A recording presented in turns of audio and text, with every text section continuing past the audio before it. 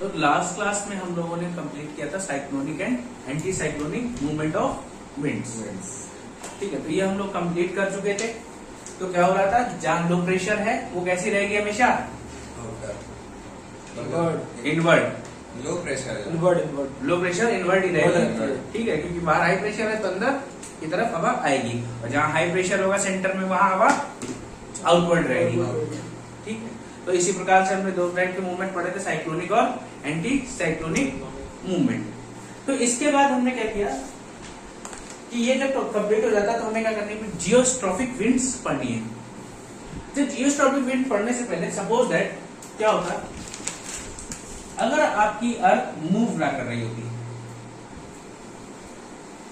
क्या ना होता है, देयर इज नो मूवमेंट, कोई मूवमेंट ना होता, this is 0 degree and 90 degree.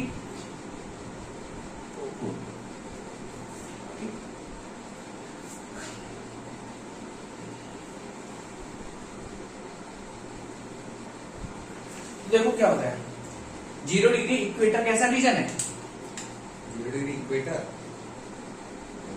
Hot है और प्रेशर लो है। लो क्यों है, क्योंकि ये हॉट थर्मली है, थर्मली हॉट रीजन है। तो यहां से क्या होती है, विंड्स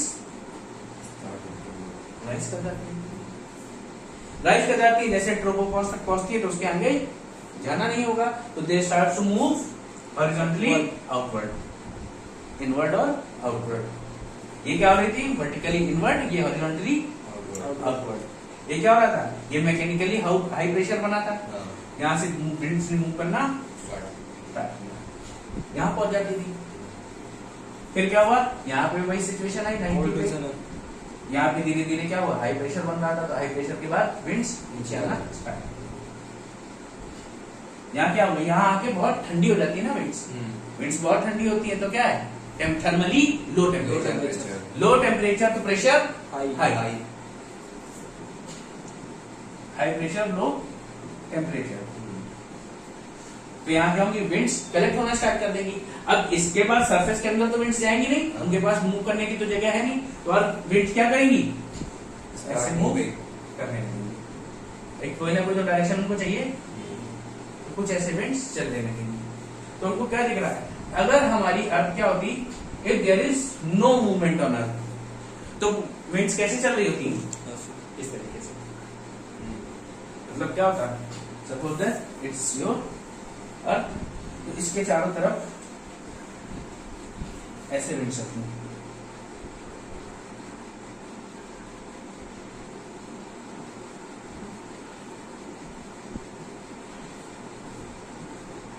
मतलब ये घिरा होता पूरा विंड से, समझ रहे हो, एक विंड का ग्रुप बन जाता, ये आपस में ऐसे घूम रही होती, कोई दिक्कत नहीं। लेकिन क्या है, हमारी विंड, हमारी जो अर्थ है वो स्टेशनरी है नहीं।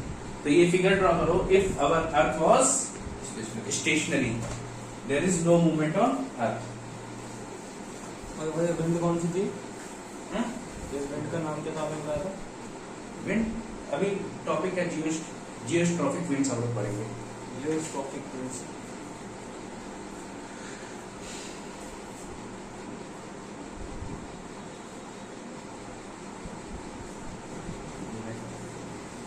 ये हम लोग कंप्लीट करेंगे, उससे पहले हमें विंड्स का मूवमेंट वगैरह सब जगह देख लो।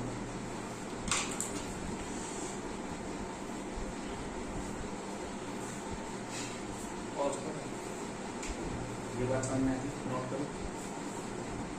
तो क्या था भैया, if our earth is stationary then the movement of winds would be like this. ठीक है, ये क्या है, हाई प्रेशर लो टेम्परेचर, ये इधर लो प्रेशर हाई टेम्परेचर खड़ा होगा, विंड्स ऐसे मूव करेंगी। और ये क्या है, ये मैकेनिकली हाई प्रेशर होता है, क्योंकि ऊपर विंड जाने की जगह नहीं है। ये बात समझ में आ गई। लेकिन हमारे यहाँ क्या है, अर्थ मूव कर रही है। उससे पहले हम जियोस्ट्रॉफिक विंड्स का एक बार फिगर देख लेते हैं, जिससे थोड़ा सा तुमको और चीजें समझ में आ जाए। इससे सेल्स समझाऊंगा, उससे पहले तुम्हारा थोड़ा सा और काम हो जाना चाहिए। Suppose that it is 0 degree equator. ये क्या है? ये है 90 डिग्री पोल। अच्छा, डायरेक्शन सबको पता है, नॉर्थ, साउथ, ईस्ट और वेस्ट। यहाँ तक कोई समस्या है? यहाँ पे प्रेशर कैसा है? लो लो प्रेशर। इसलिए क्योंकि यहाँ से विंड्स स्टार्ट करती हैं ऊपर, विंड जैसे राइज करती हैं, तो विंड का मूवमेंट कुछ ऐसे दिखाई देगा सब जगह।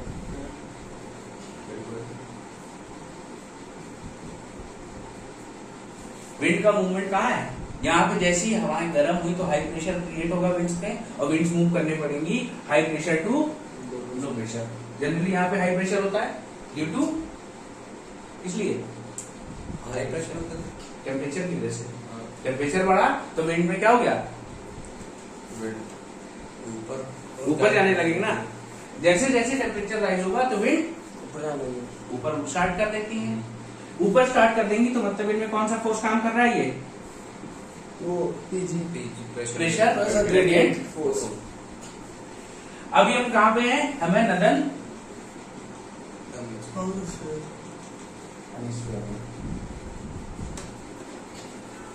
अच्छा, नदन हेमिस्फीयर में है, तो अगर विंड्स ऊपर जा रही हैं प्रेशर ग्रेडियंट की वजह से, तो एक फोर्स और काम करेगा, that is Coriolis force. Coriolis force northern hemisphere की डायरेक्शन में काम करता है, राइटवर्ड्स काम करता है।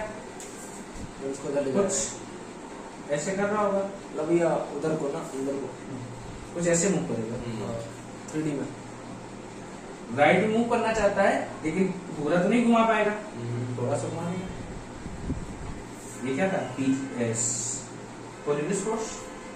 और लेकिन इसकी वजह से विंड का डायरेक्शन क्या हो जाएगा? थोड़ा सा चेंज हो जाएगा। चेंज हो जाएगा।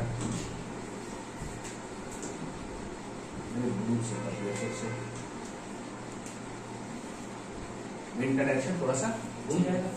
ऐसे यहाँ भी कोरियोलिस फोर्स काम कर रहा होगा, यहाँ भी करेगा, यहाँ भी करेगा और यहाँ भी करेगा। So the direction of wind will be little change. थोड़ी सी चेंज हो जाएगी। अभी भी प्रेशर ग्रेडियंट तो काम कर ही रहा होगा, तो विंड का डायरेक्शन क्या होना चाहिए? विंड कह रही है हम ऊपर को जाएंगे, लेकिन साथ में और कौन काम कर रहा है? Coriolis force. Coriolis force.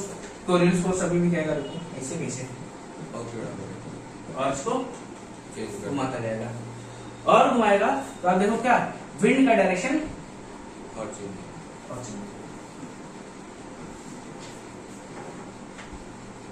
ठीक है। और ऐसे करते हुए एक दिन क्या हो जाएगा? विंड का डायरेक्शन कंप्लीटली, जहां पे कोरियोलिस फोर्स और प्रेशर ग्रेडियंट फोर्स एक दूसरे को बैलेंस कर लेंगे। क्योंकि इक्वेटर पे क्या है? यहाँ पे प्रेशर ग्रेडियंट ज्यादा है और यहाँ पे कोरियोलिस फोर्स ज्यादा है। तो एक ऐसी डिस्टेंस आएगी जहां पे प्रेशर ग्रेडियंट और कोरियोलिस फोर्स दोनों एक दूसरे को बैलेंस कर रहे हैं। तो अपना विंड ऊपर जाएगी ना नीचे जाएगी, तो विंड का मूवमेंट कैसा हो जाएगा? ऐसे पूरा ईस्टवर्ड मूवमेंट हो जाएगा। फिर ऐसे क्या होती है? पूरी विंड्स पूरे अर्थ पे घूमती है। घूमना start, east to west. West to east. हाँ, वेस्ट टू ईस्ट। ठीक है, ऐसे हमारी विंड घूमना स्टार्ट कर देगी। इस फिगर को बनाओ, इसके बिना काम बनेगा नहीं। ये क्या है? Geotropic wind direction.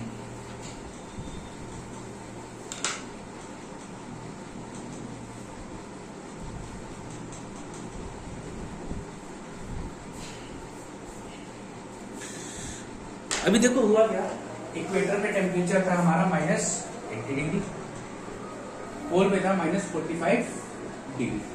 -80 डिग्री है तो मतलब एयर मोर कंप्रेस्ड होगी, ज्यादा डेंसर होगी, प्रेशर भी ज्यादा होगा, that is high pressure. That's why the pressure gradient is acting towards pole. ऊपर लो टेम्परेचर है तो क्या होगा? विंड्स क्या करेंगी? ऊपर की तरफ मूव करेंगी, high pressure to low pressure. High pressure से लो प्रेशर की तरफ गई तो क्या कर रही है? प्रेशर ग्रेडियंट की डायरेक्शन चली। जैसे ही चली तो क्या है, हमारे यहाँ पे एक फोर्स और है प्रेशर ग्रेडियंट से तो डायरेक्शन में पता चल गई। एक दूसरा फोर्स है कोरियोलिस फोर्स।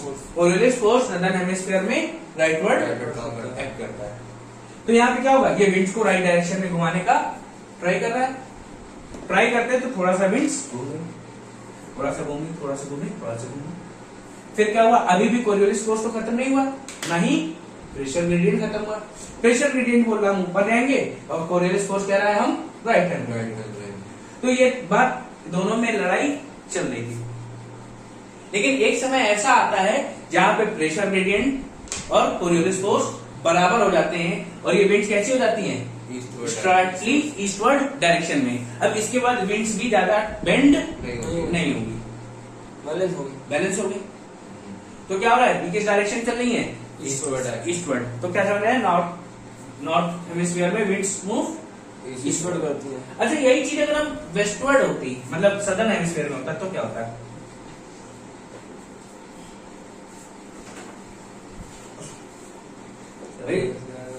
अभी सदर्न हेमिस्फीयर में कोरियोलिस फोर्स की डायरेक्शन में काम करता है, तभी काम करता है, तभी ईस्टवर्ड ही चलती है। लेफ्ट काम करता है तो क्या करता है, ये ऐसे टर्न कराने की कोशिश करता है कोरियोलिस फोर्स, तो भी क्या होता है, विंड्स ईस्टवर्ड ही चलती है। ईस्टवर्ड ही चलती है। ईस्टवर्ड ही चलती है। तो in both the hemisphere winds move eastward. Eastward. Eastward. As we move from equator to pole,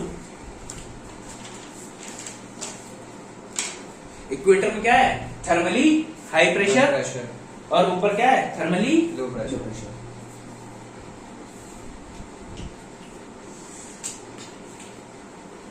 equator to pole in both the direction, in both the hemispheres,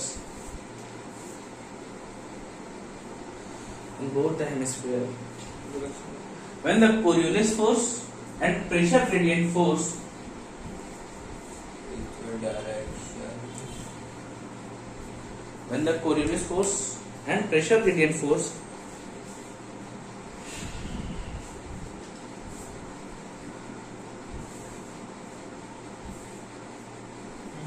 establishes an equilibrium,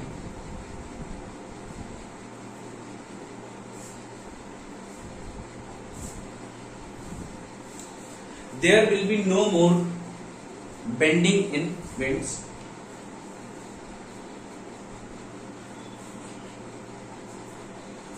bending in winds, there will be no more bending in winds, and the wind continuously blows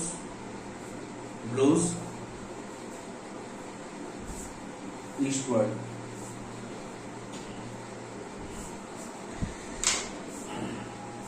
ये बात समझ में आ गई, यहाँ तक कोई दिक्कत नहीं।